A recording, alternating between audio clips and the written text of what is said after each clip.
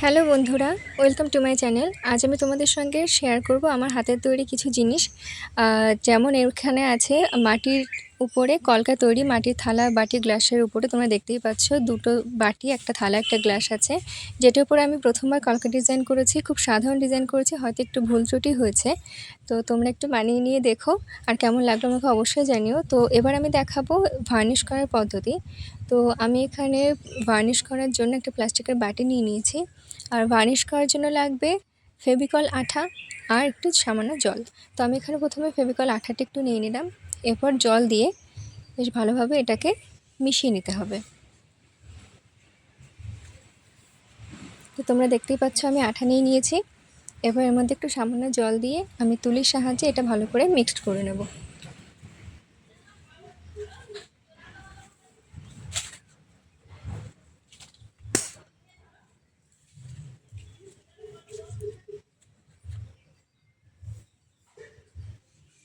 Mix করা হয়ে গেছে, এবার আমি একে একে থালা, বাটি, গ্লাসগুলোকে ভার্নিশ করে নেবো। আমি প্রথমেই বাটিটা ভালো করে ভার্নিশ করে নিচ্ছি।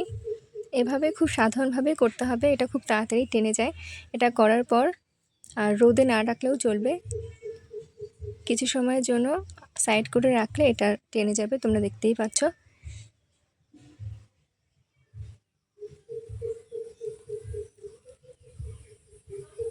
আর এটা করবে অবশ্যই ফেব্রিকের ডিজাইন করার পর, ফেব্রিকের যেই ভিজে আঠালো ভাবটা চলে যাওয়ার পরে করলেই ভালো।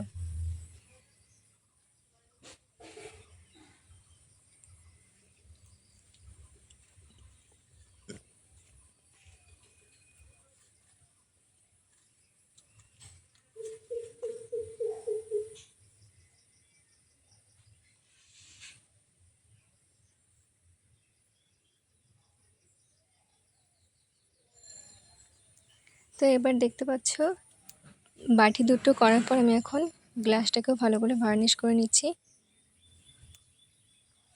ডিজাইনগুলো তোমাদের কেমন লাগলো আমাকে অবশ্যই জানিও। আমি খুব সাধারণ ডিজাইন করেছি, প্রথমবার করেছি।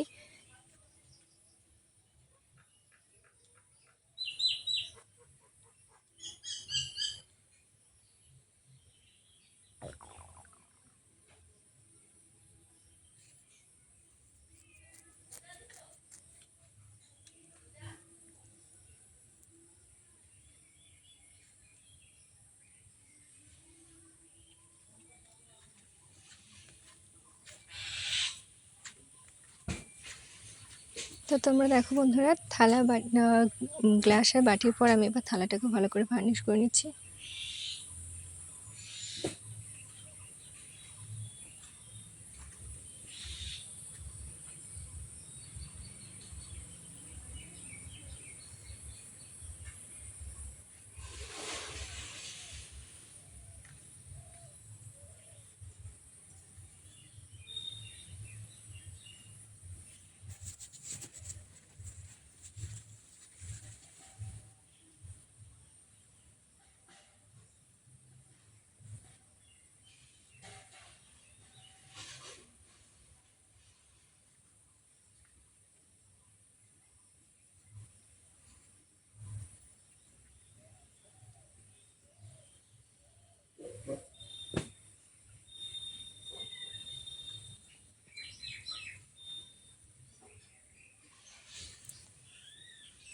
তো এখানে বাটি, গ্লাস, থালা সবগুলো ভার্নিশ করা আমার কমপ্লিট। এবার এগুলো শুকানোর জন্য আমি এগুলোকে সাইড করে কিছু সময়ের জন্য রেখে দেবো। তো দেখো সবগুলো কমপ্লিট হয়ে গেছে। তোমাদের কেমন লাগলো ভিডিওটা আমাকে অবশ্যই কমেন্টে জানিও। আজকে ভিডিওটা এখানেই শেষ করছি, আর তোমরা তোমাদের কমেন্ট অবশ্যই আমাকে জানিও। টাটা।